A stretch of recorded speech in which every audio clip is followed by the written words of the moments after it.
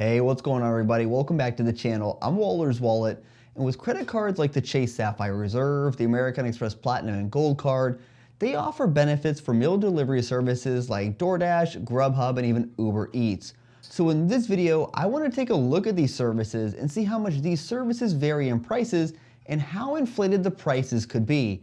Now, if you want a simple way to help out the channel, consider hitting that thumbs up button. Also, don't forget to subscribe to the channel and turn that bell notification on as well so you don't miss out on future videos. Now, the people who have these cards do seem to enjoy these credits or these services, but one thing I've said for a while now is that while these credits are given, due to price inflation or variation in pricing, it's really hard to calculate these at 100% of their face value. Now, what I did is I took a look at restaurants from 5 different cities and looked at the prices for the same exact item between the restaurants from directly purchasing with the restaurant and these meal delivery services and seeing the price differences between them. Now, I did use the direct restaurant price as the standard and compared these meal delivery services to that. Now, I also did add a 20% tip on the final number, including the tax. Now, I also realized there's going to be plenty of differences between these services with the promotions going on, the rewards you may earn, and even other offers. Now, what I tried to do to make this as even as possible to get a more clear picture on this is I removed any promotions because they come and go and they're going to vary from time to time. But you should always look for these promotions because they're a good way to save you money. So price checking is always going to be good, but now let's get into it. And starting off looking in San Francisco. Now in San Francisco, I decided to order from Dumpling Time, and they didn't actually offer a direct delivery option. So if you wanted to have your food delivered to you, you have no choice but to use these delivery services. But if you selected pickup, ordering direct from Dumpling Time for some noodles and pork gyozas would cost you $24.72. Now if you ordered from DoorDash or UberEats, it would actually cost you 5% less to order through one of these services than ordering from the restaurant directly, costing you $23.44.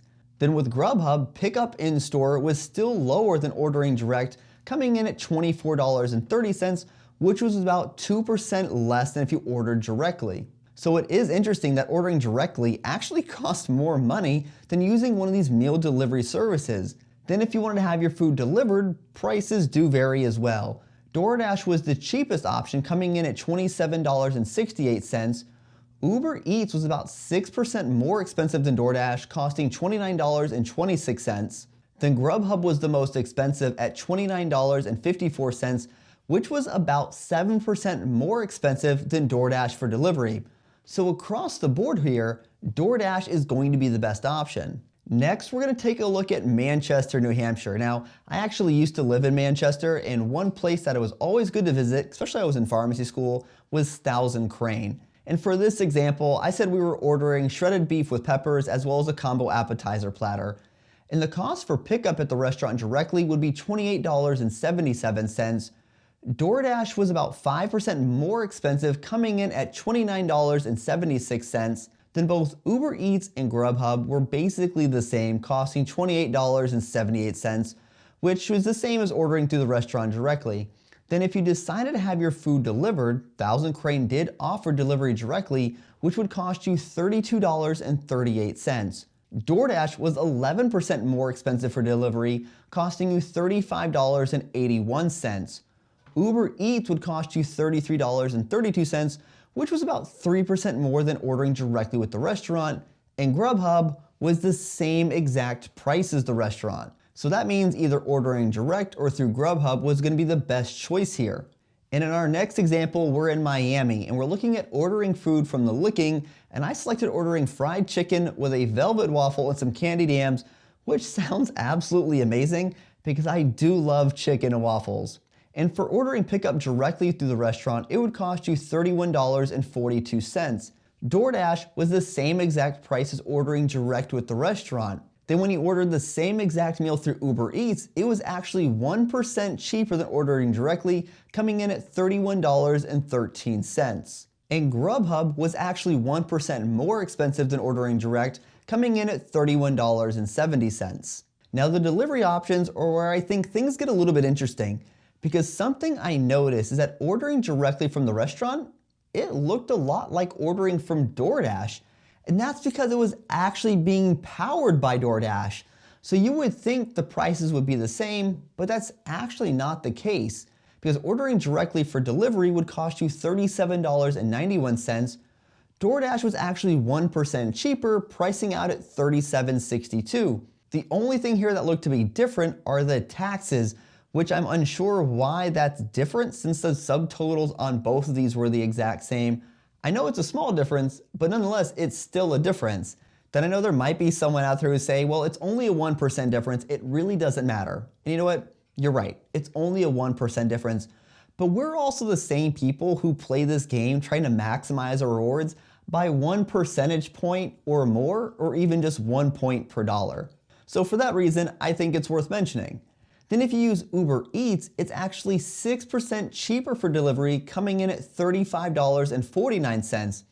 And interestingly enough, GrubHub did not offer a delivery option from this restaurant, which I actually found a little bit weird because they only offered pickup. But UberEats was the best option here for both pickup and then for delivery. Then we take a look at San Antonio, Texas. Now, I used to live in San Antonio when I was younger, and one restaurant that we really liked was Mi Tierra's. And in this example, I ordered enchiladas verde, and again, we see DoorDash powering the delivery option when ordering directly from the restaurant. Now, if you ordered pickup directly through the restaurant, it would cost you $17.74. And if you ordered pickup through DoorDash or GrubHub, it was the same exact price. And UberEats was actually the worst option here, costing you 3% more at $18.28. Then if you ordered directly from the restaurant to have it delivered to you, it would be $22.97. Now, if you ordered from DoorDash instead of the DoorDash powered direct option from the restaurant, it would be 6% cheaper, coming in at $21.60. Now, when looking at this, it looks like the delivery fee and the taxes are higher when you order directly through the restaurant. So I'm not sure if DoorDash is reducing this delivery fee on purpose or it just happens to be coincidence, because in the previous example, the delivery fees were the same. But still, a 6% savings is a decent difference. Then using UberEats, it was 8% cheaper, coming in at $21.23.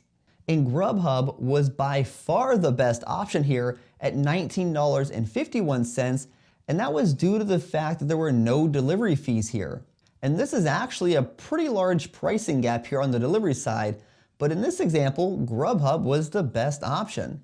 Then in our last example, we're in Memphis, Tennessee, looking to get a rack of ribs and some fried pickles from A&R Barbecue. And fun fact, I love fried pickles.